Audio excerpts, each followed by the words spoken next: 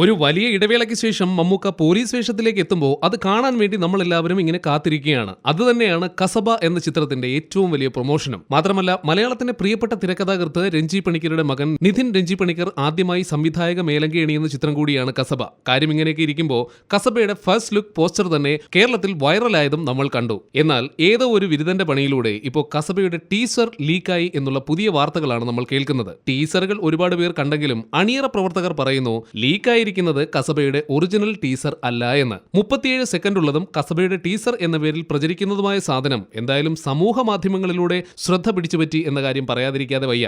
എങ്കിലും സംശയമുണർത്തുന്ന ചില കാര്യങ്ങൾ. ടീസറിൽ ചില തെലുങ്ക് സിനിമകളുടെ സംഗീതം കേട്ടതോടുകൂടി ഇത് വിശ്വസിക്കണോ വേണ്ടയോ എന്നുള്ള കൺഫ്യൂഷനിലാണ് മമ്മൂക്കയുടെ ആരാധകർ. എന്തൊക്കെയായാലും റംസാൻ റിലീസായി തിയേറ്ററിലേക്ക് എത്താനിരിക്കുന്ന കസബയിൽ തെന്നിന്ത്യൻ താരങ്ങളായ വരലക്ഷ്മി ശരത് കുമാർ, നേഹ സക്സേന, സമ്പത്ത് തുടങ്ങിയവർ പ്രധാന കഥാപാത്രങ്ങളെ അവതരിപ്പിക്കുന്നു.